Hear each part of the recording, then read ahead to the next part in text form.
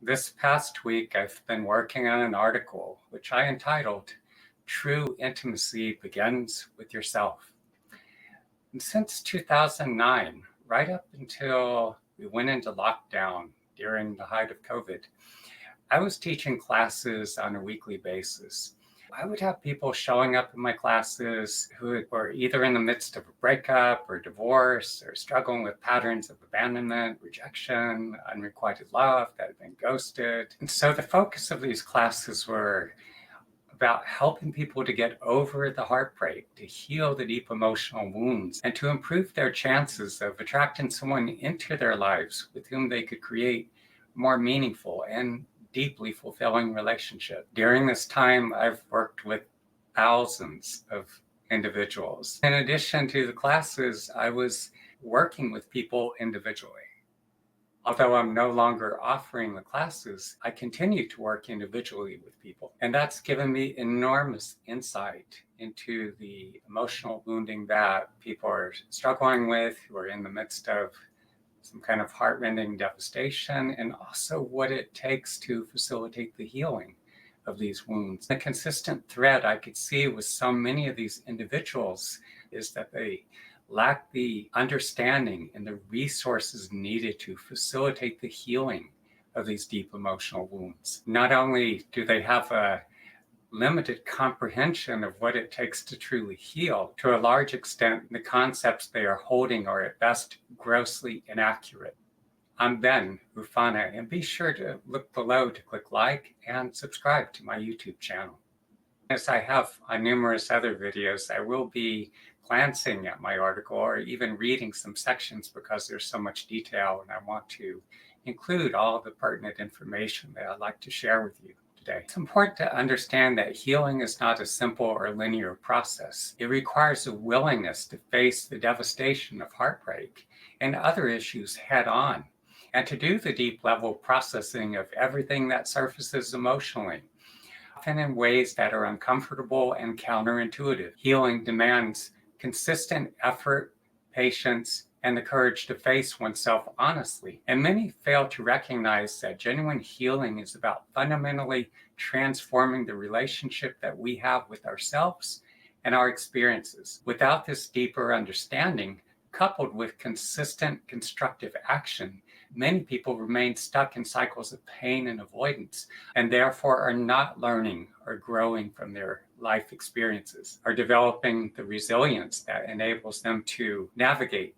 the challenges of all aspects of their life. Many of those who showed up in my classes were suffering terribly and desperate for relief, and many have tried everything, from reading articles and books, watching YouTube videos, attending support groups, even working with a psychotherapist. And I know the experience all too well because for quite some time I was in the same boat, searching for answers. And I too worked with a therapist in my mid to late 20s. The articles and books and therapy can all be an essential part of our healing journey, providing us a cognitive understanding of our emotional wounding and teaching the much needed coping skills. But like so many people, I found that gaining the intellectual understanding alone wasn't enough. It wasn't actually healing the deep emotional wounds. And the painful patterns that I have been reenacting persisted. Healing requires more than just surface level insight. It requires consistent internal work and therapeutic interventions to address and transform these deeply wounded parts of ourselves. Most of us are operating with a basic need to love and be loved, and yet the deep emotional wounds we carry from childhood can create immense barriers to intimacy. And these wounds can leave some of us feeling very anxious and insecure, deprived of love, and desperately seeking it. Others with an avoidant attachment style may withdraw emotionally, becoming distant or overly self-reliant, and often uncomfortable with intimacy and closeness. When romantic relationships don't work out, what happens is this sadness, grief, the fear of being hurt again, and all these other emotions held within our bodies impede our ability to both give and receive love. Because of our deep underlying need to love and to be loved, We're often drawn to certain individuals, and sometimes even to those who remind us of the people who hurt us in the past. Out of naivete and ignorance, many of us become involved with partners exhibiting not only narcissistic tendencies, but also other significant mental health challenges. These may include unresolved trauma, borderline personality disorder, untreated depression and anxiety, or we may find ourselves getting involved with individuals struggling with addictions to alcohol or drugs or gambling, or possibly controlling abusive behaviors that escalate over time. And lacking the experience and knowledge to recognize the warning signs, we sometimes enter in relationships that can become deeply harmful, finding ourselves trapped in cycles of manipulation, betrayal, emotional neglect, and sometimes verbal or even physical abuse. There's something about the devastation of heartbreak that puts us in touch with our deepest emotional wounds. And while heartbreak presents a profound opportunity for healing, it can also inflict considerable harm. The challenge for many of us is that we lack the understanding and resources necessary to facilitate the healing of these deep emotional wounds. What often happens is fear, confusion, and uncertainty take hold, leaving us flailing in the dark. And with subsequent heartbreak, our wounds deepen, perpetuating the painful patterns. One of the challenges that I've found working with people is the fact that many possess so little understanding of their own bodies and minds and innate healing processes. The fact that so many people have spent their lives numbing, suppressing, or disconnecting emotionally.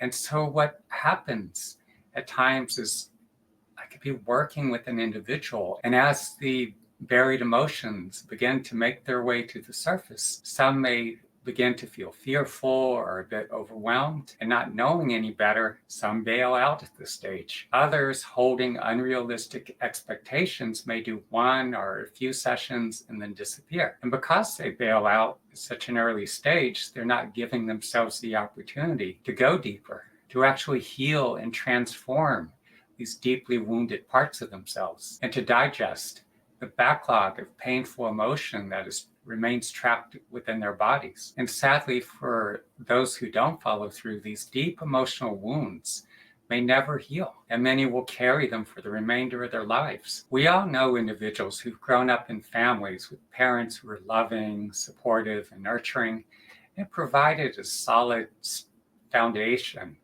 for their children. And maybe that's been your experience too, being raised in an environment with parents who instilled a sense of security and encouraged you to grow, helping to give you that strong foundation that makes it easier to navigate life's many challenges. And yet many of us grew up in families that were highly dysfunctional. And as a result of our early life experiences, we formed patterns that followed us into adulthood. For instance, abandonment, unrequited love. We ended up attracting partners that would hurt and leave us behind. These experiences evoke a range of emotions, from anxiety and fear and grief, sadness and anger, all of which become stored within our bodies. Over time, these unprocessed emotions build up, creating a backlog. Digesting these lived experiences, especially when we've suffered significant trauma, and transforming the deeply wounded parts of ourselves requires consistent practice combined with the most effective interventions. And the healing process I'm describing helps us to build an entirely new foundation, increasing our capacity to love, to be loved, to attract healthier companions, and to co-create more meaningful and deeply fulfilling relationships. It's also important for us to understand that this is an ongoing process that requires patience and takes a considerable amount of time and hard work. At times, I've tried to convince people to take the steps necessary to facilitate the much needed healing. And while some are receptive, I've also encountered a great deal of pushback. And the truth is, a person has to truly want to heal. They have to be willing to take the steps necessary for healing to occur. The reality is that many are not motivated. They don't necessarily want to heal. And even if they say they do, they often don't follow through. And for this reason, I have to sense into each individual, feeling what they're truly ready and willing to do. I'll nudge and offer encouragement and see how they respond. And if I'm getting pushback, I have to acknowledge that the person may not be ready. And there are times I've said to people, you don't have to heal. You can live with this for the remainder of your life if that's what you choose. And then I'll step back and watch and see how the person responds. And while some people do bounce back from a breakup or other heartrending dramas in just a few sessions, and even find themselves partnering up with someone truly amazing, the healing process can take considerably longer for those of us who have experienced extensive trauma or a series of disastrous relationships. For much of our lives, we've been conditioned to expect instant gratification, first from television ads, but more recently through social media. And this mindset has so permeated us in our approach to life. But when it comes to healing, this kind of thinking is not going to work. The process will likely require more effort than we expect. And some of the issues we encounter and the emotions that surface can be extraordinarily uncomfortable. And the journey won't unfold as we imagine it. It's probably going to take much longer than we anticipated.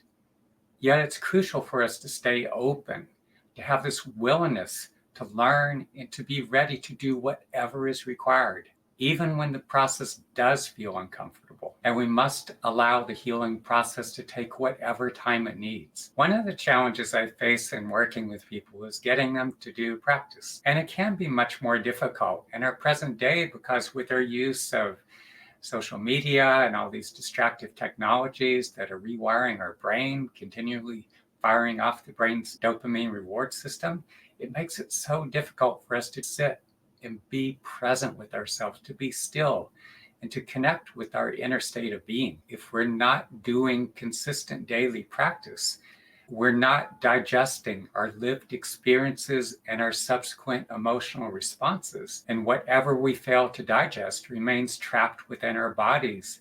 As that happens, we freeze up inside, and that impedes our ability to heal, and it also stunts our growth. There are times in my own past, and fortunately, this is before the event of social media, times when I held on to women that I wanted to be with, or a relationship I wanted to work. And it wasn't until those relationships inevitably crashed and burned that I found myself consumed with all this overwhelming emotional pain. Instinctively, in those times, I would immerse myself in the depths of all those emotions I was feeling, that overwhelming pain, and I would breathe very softly and deeply from the depths of all those emotions. At some point, the pain was so excruciating, but I could feel it breaking open, beginning to release from my body in waves. And then I would experience these profound emanations of warmth glowing from within.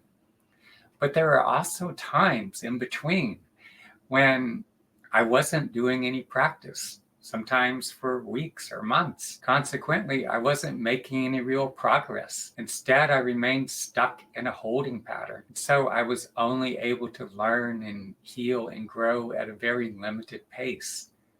As I look back, I see my inconsistency during those years is one of my greatest mistakes. But I had no one to turn to. It was up to me to, on my own, figure out what practices, what interventions, what it took to heal the deep emotional wounds. After some time, my intuition led me to develop a whole series of intensive practices that enabled me to become more embodied and also digest the sadness, grief, and other emotions that have been trapped in my body, and to open my heart in a way that increased my capacity to give and receive love. In April of 2020, during the height of the COVID lockdown, I suddenly found myself with all this additional time on my hands, and I didn't want to waste it scrolling endlessly on social media or binging on documentaries. So I committed to doing at least 3 hours of intensive practice a day, doing the practices that involved breathing softly and deeply while centering my awareness in the depths of any feelings or bodily sensations that arose. And as I did that, I found myself descending ever deeper into the depths of my own internal universe. As a result, I was experiencing a greater lucidity, accessing layers of emotions, these emotions that are often the driving force behind many of the dysfunctional patterns or behaviors that we're enacting in our lives. It brought me to a place of greater self-awareness, greater understanding of how I relate or engage with others. Working with the practices I teach facilitates a much deeper level of processing, allowing you to digest both your lived experiences and emotional responses, which is crucial. It facilitates the healing of the wounded parts of yourself while also enabling you to learn from your life experiences and to evolve as they are transformed into fuel for growth.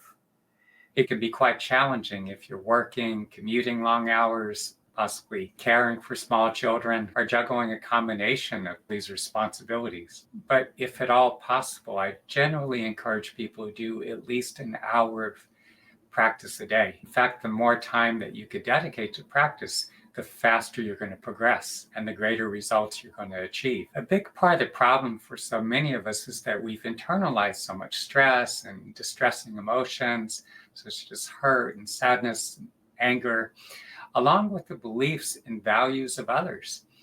And that leaves us profoundly disconnected from ourselves.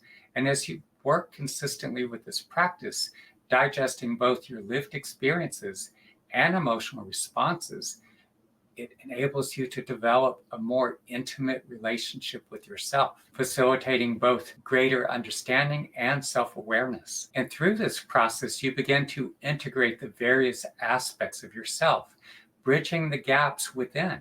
And this process of inner work that I'm describing also creates a bridge between yourself and others, allowing you to experience deeper, more fulfilling, and more intimate connections with those who truly resonate with you. Even though I was doing all this intensive practice, there are also times when I would hit a wall, but committed to doing whatever it takes to heal. I've explored so many different interventions, and I continue to do those that prove to be most effective.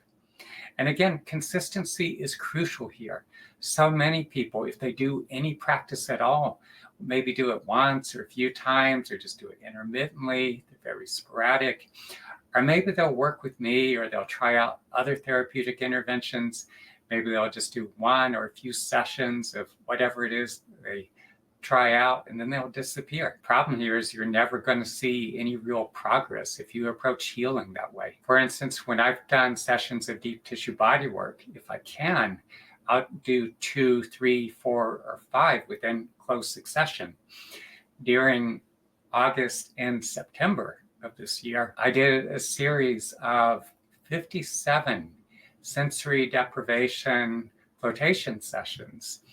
That's where you're suspended in a bath of salt water in complete darkness. And so 57 within 2 months' time. When I've had the opportunity to work with people and they've done 4, 5, or even more of the individual healing sessions within a week or two, they've experienced far more powerful results. In my mid to late 20s, I had the opportunity to work with a few gifted healers, including one from Brazil and the Philippines. And with each session, I could feel myself digesting more of the trauma, the relational drama that was part of my life at that time, along with the sadness and grief and all these other emotions that were trapped in my body. And these sessions helped me to dissolve the unhealthy attachments that I had to certain women that were not a good match to me, in relationships that were not working, so that I could finally let go and move on. And I could always sense the incremental gains resulting from these sessions. The problem is that there were very few gifted healers working on this level, and so I often had to wait months or even years between sessions. At one point, when I was spending time in Sri Lanka, a friend of mine told me about this Buddhist monk, Yanasanama Thero, who possessed this healing gift. So once I learned his whereabouts, I made a nightly pilgrimage to the center where he was working. I saw him 14 times in the remaining 3 weeks I was in Sri Lanka. And then when I was back 4 months later, I saw him another 12 times. But doing all those sessions within close succession enabled me to break through a lot of the barriers, the wounding that I was carrying that was impeding my ability to connect in any kind of meaningful way. And right around that time, I did connect with a woman from Sri Lanka. And although she and I are not still together, that relationship has played a very important part in my healing journey. In times past, there were many extraordinarily powerful, gifted healers among the various Native American tribes and among other indigenous peoples. And yet, at this time in history, there are very few people working on this level.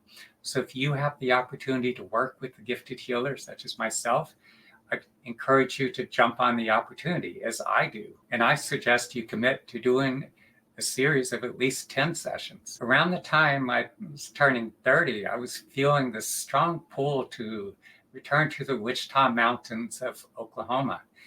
And the fact that I had spent years training with this traditional Native American doctor, Horace Dulkai, who's one of the last surviving traditional doctors from the Kiowa tribe. And as he was transmitting portions of his own healing gifts, he would have me go on the vision quest in order to earn the right to work with these gifts of healing. Vision quest typically involves fasting, again, the 4 days and nights without food and water, alone in the mountains. And during the times I would be on the vision quest, there were moments that felt akin to a near-death experience. I'd have past traumas or other lived experiences or even whole periods of my life rapidly flashing before my eyes. And then I would have all the emotions attached to those experiences emerging. And I could feel myself digesting both these lived experiences and all the highly charged emotions attached to them. Since 1993, I've been returning to the Wichita Mountains twice a year, going back for the next vision quest in both the spring and the fall. The deep emotional wounds that carried over from my own childhood and adolescence, and the painful reenactments, the stress and all the emotions I was holding within my body, were creating immense barriers to intimacy. In many ways, I was so disconnected from these deeply wounded parts of myself. And that disconnection was being reflected back to me in my attempts to form intimate relationships, all my relationships for that matter. And yet, the more that I've been able to heal and integrate the deeply wounded parts of myself, and the more intimate my relationship with myself has become, I'm seeing that reflected back to me in the quality of my relationships with other people. It's so critically important to understand that the traumas, the deeply wounding experiences that we've gone through, the subsequent emotional responses that we have to that, all the stresses, all these things that we internalize as we're holding this within our bodies, these are parts of ourselves that in many ways, we're disconnected from. Especially as we go through life, we're suppressing, we're avoiding, we're disconnecting from our emotions, those issues we haven't wanted to deal with. And because of this disconnect, it's like we're not intimate with these parts of ourselves. But as we take the steps to heal these deeply wounded parts of ourselves, what happens is these parts of us go through this process of healing, they're transformed. We develop a much deeper, more intimate relationship with ourselves. And this is so crucial for us to be able to establish deeper and more meaningful connections with other individuals. What I find so concerning is that many people, not knowing, not understanding how to work effectively with their emotions, and again, avoiding those issues they'd rather not be dealing with, numbing or suppressing emotions, the things we do to distract ourselves. We're spending so much time ingesting digital media that overwhelms our body and mind's processing capacity. It makes it difficult for us to access or even process our lived experiences and emotional responses, that we self-medicate with food or tobacco, weed, alcohol, and other recreational drugs. Or we go on antidepressants or anti-anxiety meds to help numb ourselves to the emotions that we don't want to experience. All these things reinforce our disconnect. That's why I emphasize so strongly, to the best of your ability, taking the steps necessary to heal, the practice that I've shared in other videos and articles that I've published. Acknowledge what's happening in your life. What do you feel in response to it? What emotions, what physical sensations? Go to where these emotions land within your body. Immerse your awareness in the depths of the feelings and sensations and breathe very softly, deeply, and follow the feelings and sensations as they go through their progression. As you work with this practice, this will enable you to digest your lived experiences and your subsequent cognitive and emotional responses. Also, be making use of the most effective therapeutic interventions, like the deep tissue body work, sessions with gifted healers, such as myself, or if you're hardcore like me, maybe even go on a vision quest at some point. Again, as we're able to digest both our lived experiences and our subsequent emotional responses, that enables us to heal and transform the wounded parts of ourselves. As we integrate these parts of ourselves, that enables to experience a healthier and more intimate relationship with ourselves. And as you experience a more intimate relationship with yourself, this is going to improve the quality of your relationships with other people, and especially with those who matter most. Thank you for joining me for this presentation. And if you happen to be seeing this video on YouTube, look below. Click on the link and read the more detailed article.